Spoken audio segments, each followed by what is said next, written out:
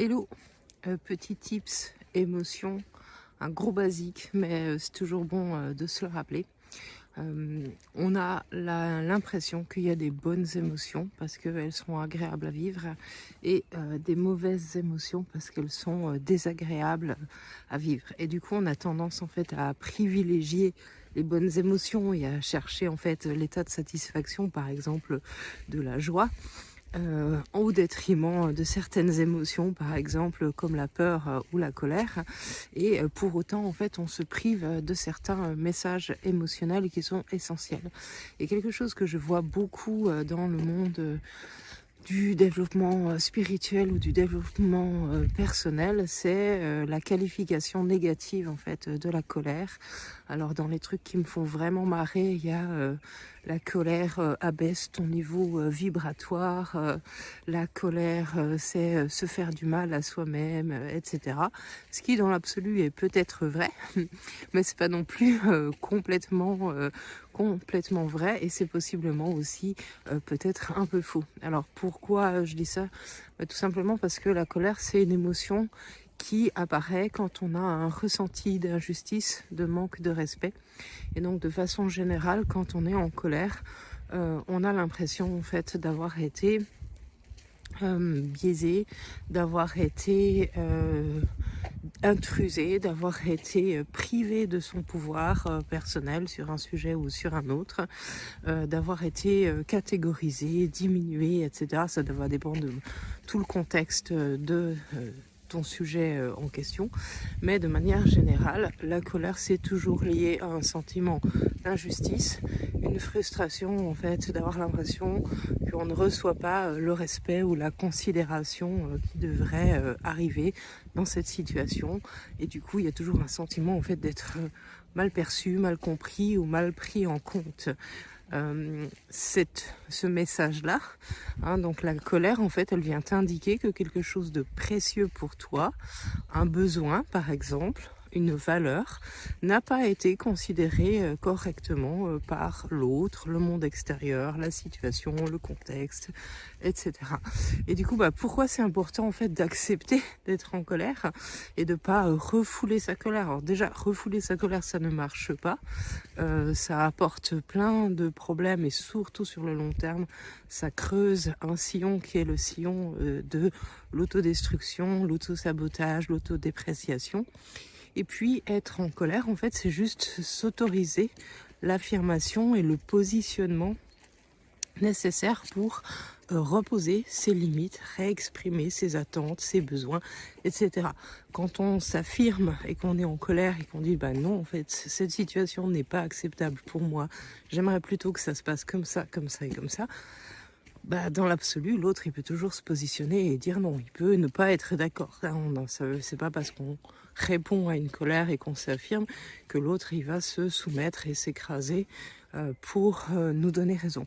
Pour autant, si on le fait pas, possiblement, soit on laisse tomber et on va entrer dans un schéma en fait de soumission où de base, les autres, ils ont plus raison que nous et ils ont plus le droit de nous intruser, d'empiéter sur nos besoins, d'empiéter sur nos valeurs, et du coup on rentre dans un schéma de soumission, et ça c'est pas top pour l'épanouissement personnel. Et l'autre point, c'est que si tu attends que quelqu'un vienne prendre position à ta place, tu te mets en position de victime, et du coup tu attends le sauveur, et qui possiblement fera peut-être du bien dans un premier temps, mais tu te rends en fait dépendant des autres pour protéger ce qui est précieux pour toi. Or, il n'y a personne en fait qui vit à l'intérieur de toi, à part toi-même. Il n'y a que toi en fait qui sais ce qui est important pour toi. Il n'y a que toi qui sais pourquoi tel ou tel besoin, telle valeur est essentielle pour toi. Il n'y a que toi en fait qui est la personne la mieux placée pour défendre en fait ce qui est essentiel pour toi. Donc, être en colère, c'est un message en fait de retour à soi pour prendre soin de ce qui est essentiel à nos yeux, nos besoins, nos valeurs, qu'est-ce qui compte. Et du coup, la première chose que tu peux faire, c'est quand tu es en colère, tu peux te poser la question, qu'est-ce que je trouve injuste dans cette situation? Et de le développer. Voilà, mon collègue de travail m'a mal parlé, je trouve ça injuste. Pourquoi? Parce que peut-être toi en fait tu mets toujours les formes. Peut-être que toi en fait quand t'es pas satisfait, en fait tu fais malgré tout attention à l'autre. Tu apportes toujours de la considération. Peut-être que tu fais toujours attention que l'autre il puisse avoir une marge de manœuvre et tu mets une compréhension. Quand tu reçois pas tout ça en retour, tu trouves ça injuste. Et du coup c'est vachement important en fait que tu sois au clair sur par exemple, j'apprécie pas en fait qu'on décide à ma place de la marge de manœuvre que j'ai pour me justifier ou pas. J'ai besoin qu'on privilégie la relation et que l'autre me donne l'espace d'exprimer pourquoi je n'ai pas réussi à terminer à temps ce dossier ou j'en sais rien quoi. Bref, la colère, elle te donne des informations qui sont essentielles pour toi, pour que tu puisses comprendre ce qui est précieux.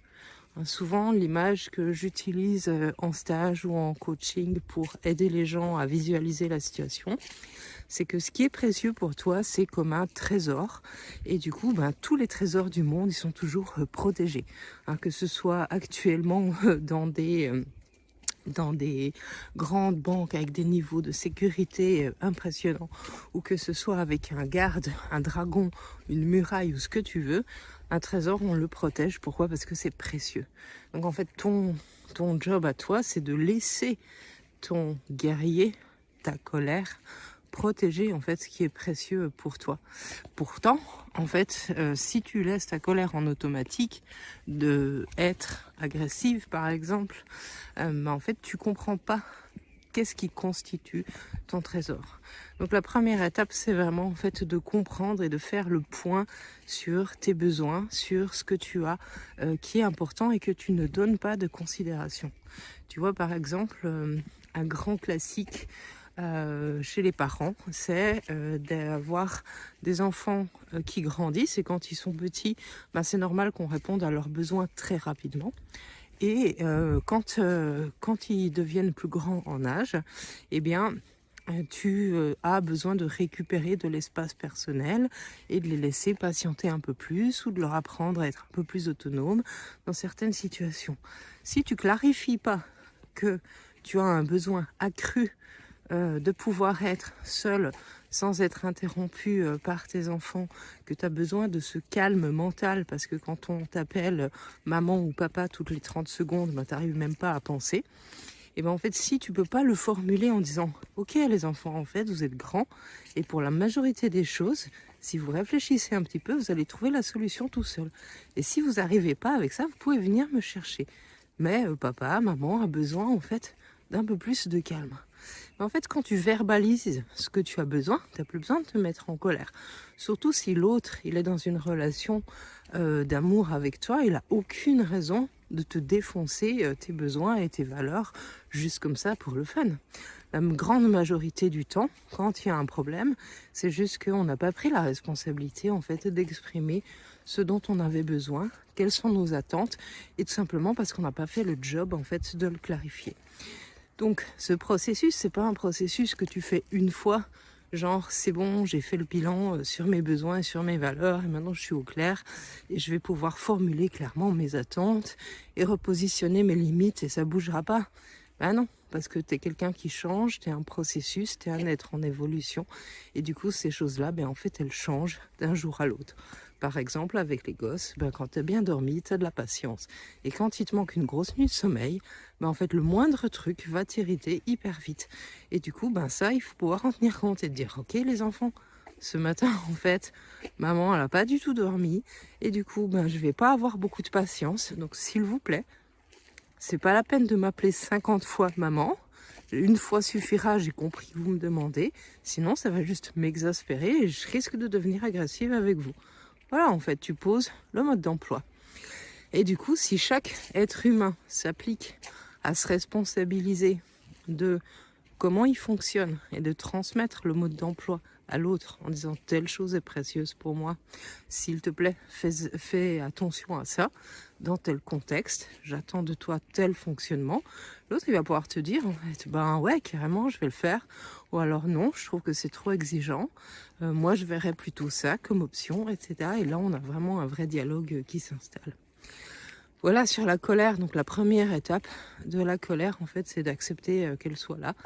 Et forcément, Il y a des moments où tu vas trouver que c'est à chier, que tu te mets en colère pour des trucs de merde, que quand même t'as, je sais pas, peut-être t'es sous boulet, j'en sais rien, peu importe. Mais ce qui est sûr, c'est que ces réactions intenses, elles sont proportionnelles à depuis combien de temps tu fermes la porte à ce guerrier qu'est la colère et tout ce qu'elle aimerait en fait te dire pour mettre en sécurité tout ce qui est précieux.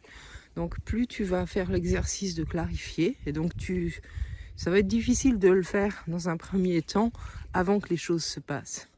Mais ce que tu peux faire, c'est qu'une fois que tu as été en colère, tu peux prendre un temps, quand tu es revenu au calme, et écrire ce qui s'est passé, trouver quel a été le sujet d'injustice. Est-ce qu'il s'agissait d'un besoin? Est-ce qu'il s'agissait d'une valeur qui n'a pas été respectée à tes yeux, etc. Comment tu pourrais en parler? Comment tu pourrais prévenir ce genre de choses à l'avenir? Et tu verras que si tu prends l'habitude quotidiennement d'écrire à propos de ça, eh ben, tu verras que tu as systématiquement des mêmes patterns. On n'est pas chaque jour en colère pour des choses différentes. On n'est déjà pas chaque jour en colère de façon générale, mais on n'est pas systématiquement en fait sur des sujets différents. Il y a des choses qui sont des grands patterns que tu vas retrouver. Et si tu écris tous les jours, tu vas très vite voir au bout de 1 semaine, 2 semaines, qu'en fait il y a des sujets, c'est toujours les mêmes. Du coup, là, c'est à toi de prendre des dispositions et de dire « Ah ouais, ok ». En fait, tiens, je vais te donner un exemple perso.